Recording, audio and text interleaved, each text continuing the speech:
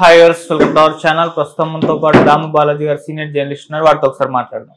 Sir నమస్కారం. Sir నమస్తే sir, Jaganmohan Reddy గారు తిరుమల వెళ్లాల్సి ఉండేది, కాకపోతే ఆ ట్రిప్ క్యాన్సిల్ అవ్వడం మనం చూసాం. అయితే దానిపైన రకరకాల ఊహాగానాలు అయితే వ్యక్తం అయ్యాయి. ఆయన డిక్లరేషన్ ఫామ్ మీద సంతకం చేయడం ఇష్టం లేక వెళ్ళలేదని చెప్పేసి కూడా అంటున్నారు. అయితే ఇప్పుడు ఇంకొక న్యూస్ ఏంటంటే సార్, మోదీ గారి వల్లే జగన్మోహన్ రెడ్డి గారు తిరుపతి వెళ్ళలేదు, ఆయనే ఆపేశారు, మోదీ గారికి జగన్మోహన్ రెడ్డి గారు భయపడుతున్నారు, ఇటువంటి వార్తలు అయితే వ్యక్తం అవుతున్నాయి. మరి మోదీ గారి కారణం వల్లనే జగన్మోహన్ రెడ్డి గారు తిరుపతి వెళ్ళలేదా, ఎందుకు వెళ్ళే, దీనికి కారణం ఏమై ఉంటుంది, మోదీ గారికి ఎందుకు భయపడుతున్నారు? మోడీ గారికి జగన్ ఎందుకు భయపడుతున్నారు అనేది వెరీ వెరీ ఆబ్వియస్. అది అందరికి తెలిసిందే. ఎందుకంటే జగన్ మీద కేసులు ఉన్నాయి, 20 కేసులు దాదాపు ఉన్నాయి. అందులో 10 ఏళ్లుగా బెయిల్ మీద ఉన్నాడు. సో మోడీ ఎప్పుడు అనుకున్నా జగన్ జైలుకి వెళ్ళే అవకాశం అయితే ఆ కేసుల్లో ఉంది. ఎందుకంటే ఈడీ అండ్ సిబిఐ కానీ ఇతను బెయిల్ క్యాన్సిలేషన్కి పిటిషన్ వేసి కోర్టులలో కొద్దిగా పోరాడితే ఖచ్చితంగా ఇదవుతాడు జగన్. సో కాబట్టి మోడీ తో మంచి టర్మ్స్లో ఉండాల్సిన పరిస్థితి అయితే జగన్కి ఇప్పటికీ ఉంది.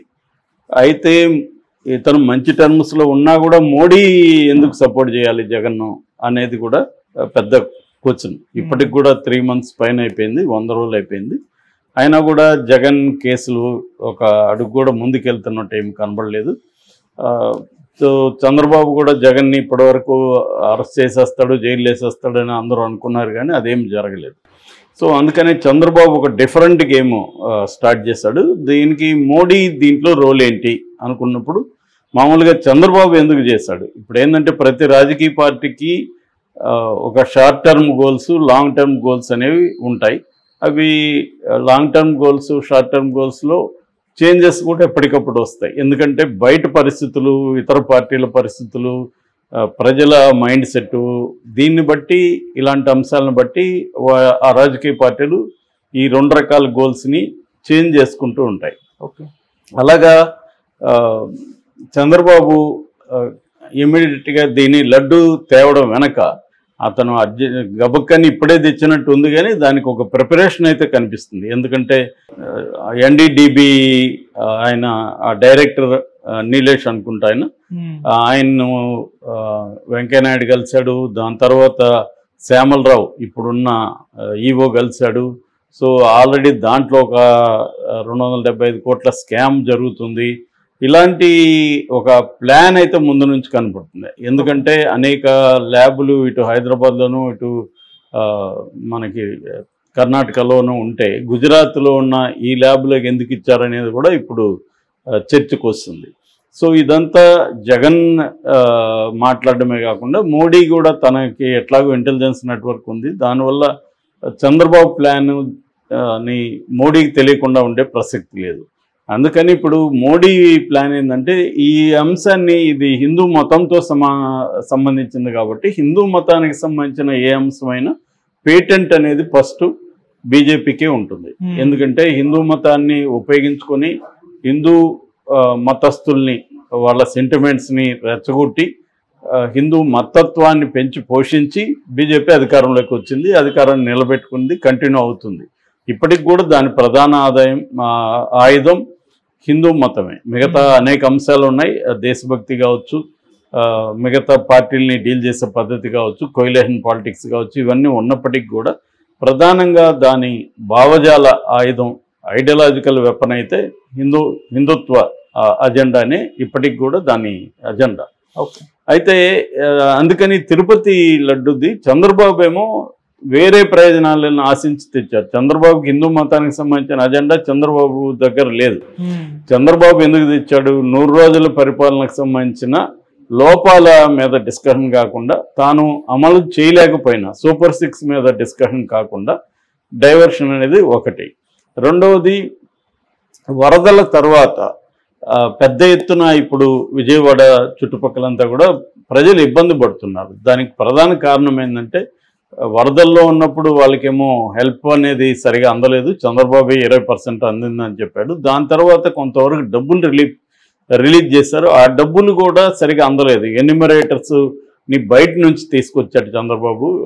లోకల్గా అప్పటి వరకు 50 ఏళ్ళకి ఒక వాలంటీర్ ఉంటే ఆ వాలంటీర్కి ఏ ఇళ్లలో ఏమేమిటి అవసరాలు ఉంటాయి, వాళ్ళకి ఎటువంటి ఇది ఉంటుందో అన్నీ తెలుసు. కానీ ఇప్పుడు ఎన్యూమరేటర్లు అనేవాళ్ళు బయట నుంచి వచ్చి అక్కడ ఉన్నారు, వాళ్ళతో ప్రాబ్లమ్స్ ఉన్నాయి, వాళ్ళు డబ్బులు కరెక్ట్గా ఇవ్వట్లేదని వార్తలు వస్తున్నాయి. నిన్ననే ఆటో యూనియన్ల సమావేశం కూడా జరిగింది. ఆటో వాళ్ళకి 10,000 ఇస్తా ఉన్నారు, ఆ 10,000 కూడా ఇప్పటివరకు ఎవరికి రాలేదు అని కూడా వాళ్ళు సమావేశంలో తీర్మానం చేసి వాళ్ళు ఉద్యమాలు చేద్దామని అనుకుంటున్నారు. సో దాన్ని డైవర్ట్ చేయాలి అంటే వరదల తర్వాత రిలీఫ్ కార్యక్రమాలు ప్రజలకు అందకపోవడం, దీనివల్ల చంద్రబాబు మీద విపరీతంగా విమర్శ వచ్చే అవకాశం ఉంది. అదొక అంశం. మూడో అంశం స్టీల్ ప్లాంట్లో నిన్న మొన్న 4,200 మంది తాత్కాలిక ఉద్యోగుల్ని, కాంట్రాక్ట్ ఉద్యోగుల్ని తీసేశారు. సో అది మెల్లమెల్లగా ప్రైవేటీకరణ వైపు వెళ్ళిపోతుంది క్లియర్గా. సో దాని మీద ఉద్యమాలు ఆల్రెడీ స్టార్ట్ అయినాయి. దాన్ని పక్కదారి పట్టించడం కోసం కూడా డైవర్షన్ అనేది చంద్రబాబుకు అవసరమైంది. ఇక నాలుగవది, దీన్ని కానీ జగన్కి యాంటీగా ఉపయోగించుకుంటే జగన్కి నేషనల్ వైడ్గా ఒక హిందూ వ్యతిరేకి జగన్, హిందువులు పవిత్రంగా భావించే లడ్డునే కల్తీ చేయించిన ద్రోహి జగన్ అన్నట్టుగా హిందూ ద్రోహిలాగా జగన్కి ఒక ముద్ర వేస్తే అది జనంలోకి వెళ్తుంది. దానివల్ల ఎందుకంటే హిందువులు అన్ని కులాల్లో కూడా హిందువులు ఉంటారు. సో జగన్కున్న ఆ బేస్ని దెబ్బకొట్టచ్చు అనేది చంద్రబాబుకు ఉండే 4వ లక్ష్యం. సో ఈ 4 లక్ష్యాలు చంద్రబాబుకి ఎంతో కొంత ఉపయోగపడ్డాయి దీనివల్ల ఖచ్చితంగా. అయితే దీన్ని జగన్ ముందుగా ఊహించలేకపోవడం జగన్ ఫెయిల్యూరు. ఆ తర్వాత కూడా జగన్ దీన్ని ధీటుగా ఎదుర్కోలేకపోవడం కూడా జగన్ ఫెయిల్యూర్ క్లియర్గా కనబడుతుంది. జగన్ ఒక రకమైన డిఫెన్స్లోకి వెళ్ళాడు. అయితే దీనివల్ల దాని ఏమంటారు సైడ్ ఎఫెక్ట్గా జగన్కి వైసీపీకి కొంత మేలు జరిగింది. అదేం మేలు అంటే పార్టీలో అప్పటి వరకు నిద్రాణంలో ఒక రకమైన అజ్ఞాతంలో ఉండిపోయిన నాయకులందరూ కూడా రంగంలోకి దిగాల్సిన పరిస్థితి ఉంది. కొడాలి నాని, పేర్ని నాని, వల్లభనేని వంశీ, అంబటి రాంబాబు, రోజా, బొత్స, ఇలాగా రకరకాల నాయకులు రంగంలోకి వచ్చారు. చివరికి పోసాని కృష్ణమురళి కూడా ఈ మధ్య ఇప్పుడు కనబడలా, తను కూడా నిన్న రంగంలోకి వచ్చాడు. ఇలాగా వాళ్ళు రావడం వల్ల ఏమైందంటే కేడర్లో జోష్ పెరిగింది. కేడరు, సెకండరీ నాయకత్వం వీళ్ళందరూ కూడా యాక్టివ్ అవ్వడం అనేది జరిగింది వాళ్ళకి. సో ఆ మేరకి జగన్కి వితిన్ ద పార్టీలో ఇదైంది. ఎందుకంటే పార్టీని విస్మరించాడు జగన్, పక్కన పెట్టేశాడు అనేది జగన్ మీద వస్తున్న విమర్శల్లో ఒకటి. అంటే జగన్ ఓడిపోవడానికి ఇది ఒక బలమైన కారణాలలో ఇదొకటి అనేది విశ్లేషకులు చెబుతున్నారు. సో ఇప్పుడు పార్టీ మీద తను ఫోకస్ చేస్తున్నా కూడా అంత ఎఫెక్ట్ రావట్లే. కానీ లడ్డు అనేది వాళ్ళకి కలిసి వచ్చింది పార్టీలో, ఆ మేరకు జగన్కి అయింది. కాకపోతే దీన్ని ఎదుర్కొనే దాంట్లో జగన్ ఫెయిల్యూర్ కనబడుతుంది. ఎందుకంటే ఓన్లీ ఇది చంద్రబాబు మీద మాత్రమే జగన్ టార్గెట్ చేస్తున్నాడు.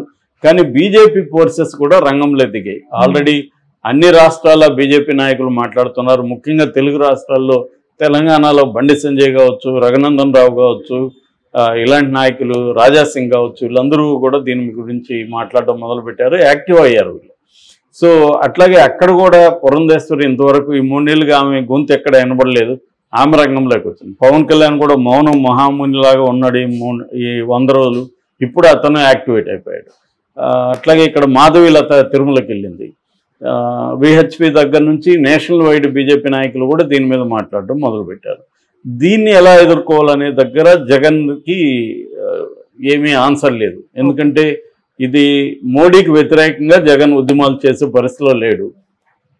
బీజేపీకి వ్యతిరేకంగా గట్టిగా చేస్తే అది రివర్స్ కొట్టచ్చు. సో అందుకని ఇప్పటికి కూడా జగన్ ఎక్కడ కూడా బీజేపీని టార్గెట్ చేయట్లేదు. లోకల్ లీడర్ల గురించి మొన్న కూడా ప్రెస్ మీట్లో మాట్లాడారు తప్ప ఈ విషయం వాళ్ళకి తెలుసో లేదో అని కూడా అన్నాడు. తెలియకుండా ఎందుకు ఉంటుంది, జరిగినాకన్నా తెలుస్తుంది కదా. ఒకవేళ ఇప్పుడు మాధవీలత నేషనల్ బీజేపీ వాళ్ళకి చెప్పకుండా వెళ్ళింది అనుకుందాం, తర్వాత అయినా వాళ్ళకి తెలుస్తుంది కదా. కాబట్టి జగన్ ఏంటంటే మోడీకి ఖచ్చితంగా భయపడే అవకాశం ఉంది. అందుకనే జగన్ విరమించుకున్నాడు అనేది ప్రధానంగా వస్తున్న వార్త. అయితే జగన్ విరమించుకోవడం జగన్కు ఉపయోగపడింది. ఎందుకంటే ఇప్పుడు మొండిగా ముందుకెళ్ళుంటే జగన్ తన పాత పద్ధతిలో జగన్ ఖచ్చితంగా నెగిటివ్ అయ్యేది. ఎందుకంటే అక్కడ సీరియస్గానే అతన్ని డిక్లరేషన్ ఇవ్వకుండా అయితే లోపల పంపించారు. ఇప్పుడు ప్రతి ఒక్కరు జగన్ ఏం అడుగుతారు, డిక్లరేషన్ ఇవ్వచ్చు కదా, ఎందుకు ఇవ్వవు నువ్వు అని అడుగుతారు. దానికి ఆన్సర్లు వీళ్ళేదో చెప్తున్నారు. గతంలో 2014లో వెళ్ళాడు, 12లో వెళ్ళాడు, మళ్ళీ 17లో వెళ్ళాడు. ఈ 3 సార్లు కూడా తెలుగుదేశం ఉన్నింది, అప్పుడు ఎందుకు డిక్లరేషన్ అడగలేదు. తర్వాత సీఎంగా ఉన్నప్పుడు 5 సార్లు వెళ్ళాడు, వాళ్ళ నాన్న సీఎంగా ఉన్నప్పుడు 5 సార్లు పట్టు వస్త్రాలను సమర్పించినాడు, అప్పుడంతా అడగలేదు. మోడీతో అమిత్ షాతో తిరుమలకి వెళ్ళినప్పుడు జగన్ ఎవరు ప్రశ్నించలేదు, ఇప్పుడెందుకు ఇవన్నీ కూడా లాజికల్ క్వశ్చన్సే. కానీ అన్నిసార్లు లాజిక్ పనిచేయదు. ఎమోషన్ ఉన్న చోట లాజిక్ అనేది పనిచేయదు, ఎమోషనే డామినేట్ చేస్తుంది. కాబట్టి ఒక హిందూ ఎమోషన్ ఉన్న చోట జగన్ది ఫెయిల్ అవుతుంది. అందుకని జగన్ అసలు ఆ ప్రోగ్రాం పెట్టడమే రాంగ్, జగన్ది స్ట్రాటజీ రాంగ్.